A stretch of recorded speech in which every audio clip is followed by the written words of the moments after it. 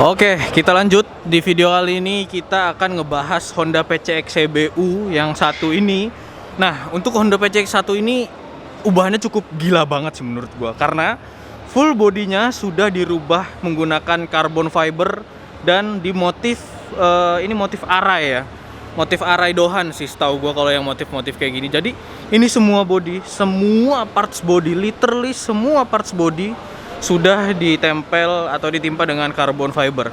Kenapa gue bisa bilang semua? Karena bodi kasar, bodi halus, kemudian bahkan bagasi, kemudian di bawah jok itu sudah di carbon fiber dengan motif yang berbeda-beda. Tapi kebanyakan heksagonal dan motif twill sih ya. Jadi ini dia Honda PCX-nya. Ini CBU untuk tahunnya gue nggak begitu jelas lah ya. Kita akan coba lihat aksesorisnya secara singkat aja.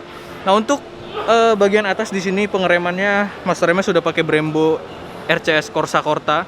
Kemudian gas spontannya sudah pakai gas spontan Domino. Saklarnya sudah diganti dan banyak baut titanium yang sudah tertempel di motor ini. Gokilnya lagi, steering dampernya dia pakai dua. Pakai steering damper yang satu yang ada di sini dan satu laginya ada di sini. Gokil ini, gue nggak ngerti lagi ini kayak mana beloknya, ini pasti berat banget ya. Kecuali memang steering dampernya hanya difungsikan untuk aksesoris saja ya. Nah, di sebelah kirinya sudah pakai Brembo juga yang model Corsa Corta. Tutup tabungnya dong, dua-duanya sudah pakai titanium kanan kiri. Terus di sini saklarnya sudah ganti dengan yang model Honeywell. Dan di sini ada remote adjuster. Jadi fungsinya remote adjuster ini buat kalian yang nggak tahu, untuk merubah jarak lever jarak lever handle sebelah kanan. Jadi kalau remote adjusternya ada di sebelah sini, itu untuk merubah jarak lever handle yang ada di sebelah kanan. Jadi fungsinya untuk itu. Nah, itu untuk bagian kokpit ya. Untuk bagian kokpit bagian atas itu udah gila banget, titanium semua sudah ditempel di sini. Dan seperti yang gue bilang tadi, literally carbon fiber. Kalau kalian lihat di sini, walaupun sudah dicat, itu dia dalamannya tetap masih menggunakan lapisan carbon fiber. Dan di bagian bodi kasar itu lapisan carbon fibernya bermotif heksagonal. Nah, untuk bagian bawahnya di sini untuk injekan kakinya itu sudah diganti dengan plat titanium. Jadi ini sudah tidak menggunakan yang karet lagi, sudah diganti dengan yang titanium. Kita geser sedikit ke belakang, untuk step belakangnya sudah dilapis dengan carbon fiber, tapi kayaknya agak susah ya untuk dibuka. Gua nggak berani lah ya, nanti lecet lagi ya kan. Ini harusnya dia bahannya bahannya babet ya kalau nggak salah. Ini sudah dilapis dengan carbon fiber juga yang warnanya menyesuaikan dengan warna step belakangnya ya, yang sama-sama warnanya silver. Untuk standar 2 sudah diganti dengan yang titanium juga, titanium burn. Nah, untuk PCX CBU itu dia aslinya dia nggak pakai dis belakang. Tapi untuk PCX CBU kali ini dia sudah dimodifikasi lagi dengan dis belakang, tapi untuk tromolnya juga masih tetap difungsiin. Jadi si tromolnya ini ditarik dengan, gimana jelasinnya? Ini panjang sih ceritanya nih. Ini tromolnya ditarik dengan dia itu kayak model untuk misalnya kalau kalian pakai kopling hidrolik gitu. Jadi tarikan untuk tuas rem tromolnya atau drum disc-nya itu ditarik kayak untuk narik kopling hidrolik. Kurang lebih caranya begitu. Nah, di sini dia ada hidroliknya, kalian bisa lihat ya. Jadi ini aslinya untuk kopling hidrolik. Jadi dia kayak kombi brake system yang hanya untuk tarikan belakang. Jadi disc-nya berfungsi, yang kalipernya berfungsi, yang drum disc-nya juga berfungsi. Gitu loh. Nah, untuk shocknya ya sudah pakai Öhlins dan setelan kliknya sudah diganti dengan yang titanium. Untuk karbon di bagian tutup filternya dia sudah ganti dengan yang motif heksagonal ya. Untuk spakbor belakang juga heksagonal. Platnya sudah diganti dengan plat yang Thailand. Yang jelas motor ini sudah tidak dipakai untuk harian ya. Nah, untuk bagian belakangnya, kita bisa lihat di sini kalipernya menggunakan kaliper Brembo 2 piston. Kemudian di sini ada quick release. Nah, Ini kenapa bisa gue bilang fungsi semua, karena kita bisa lihat di sini ada apa ya, pencabangan ya. Jadi yang pencabangan ke sana itu dia fungsinya untuk ke bagian hidrolik sebelah sana. Yang hidrolik untuk drum disknya. Nah ini yang pertigaan ini itu untuk ke bagian sebelah kiri yang tadi sudah gue jelasin ya. Gila, ini modifikasinya gila banget, parah sumpah, ini gila banget. Gue jarang ngelihat PCX yang kayak gini ya. Ini totalitas banget ya. Ini gue kasih lampu ya karena di sini gelap ya. Tuh ya, kalian bisa lihat ya pencabangannya ke arah sana. Jadi dua-duanya semua berfungsi. Gue nggak berani buat narik-narik tuasnya ya, karena ini motor display, takutnya ada apa-apa nanti malah disalahin lagi kan. Kita lanjut aja. Sebelah kanannya juga masih pakai shock Öhlins. Knalpotnya ini sudah ganti dengan full titanium dari IT Salaya. Baut-baut juga sudah diganti dengan titanium yang warna ungu. Kemudian lagi apa lagi ya? Kemudian lagi di sini ada oil cooler.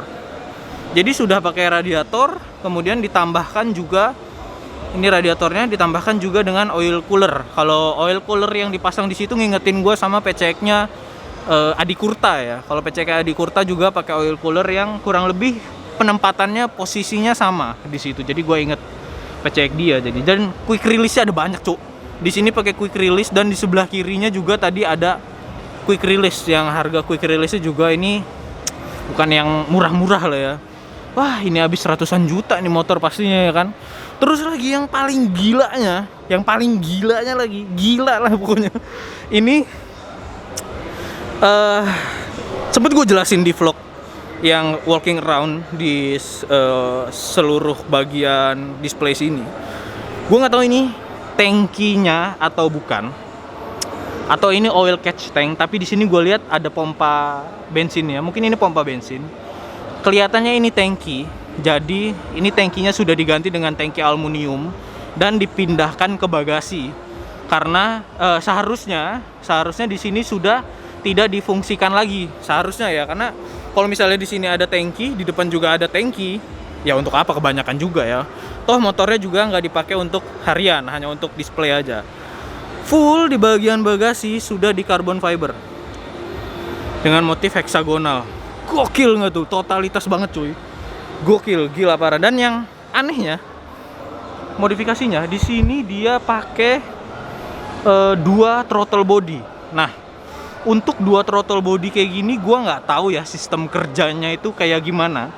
Difungsikan dua-duanya atau yang satunya cuman pajangan aja, itu gua nggak tahu pasti. Yang jelas di sini terpasang ada dua throttle body. Dan itu menurut gue walaupun hanya untuk display, cukup mind blowing untuk ngerubah satu throttle body menjadi dua seperti ini. Dan dia open filter, jadi filter yang di sini seharusnya tidak difungsikan lagi ya, karena harusnya dia nyedotnya dari sini, atau mungkin yang di bagian atas ini tidak berfungsi sama sekali. Bahkan yang throttle body aslinya masih ditempel di bagian bawah, gue nggak tahu. Cuman ya ini ubahannya cukup gokil sih. Mungkin nanti kalau misalnya ketemu sama ownernya, kita bisa ngobrol-ngobrol kan ini kayak gimana sih sebenarnya fungsi dari dua throttle body kayak gini kan. Gua nggak tahu, gua nggak ngerti ini terlalu vulgar, terlalu gila ini modifikasinya. Terus lagi di sini dia pakai 2 FPR karena throttle bodinya ada 2, jadi butuh 2 FPR. Jadi sistem pengkabutannya karena ada 2 juga, jadi tekanannya juga harus dilihat dua-duanya sama atau enggak. Jadi mungkin memang karena dia untuk ngontrol dua throttle body ini berfungsi atau enggak gitu. Berarti kalau misalnya dipasang FPR, dua throttle body harusnya dia berfungsi lah ya. Enggak sih?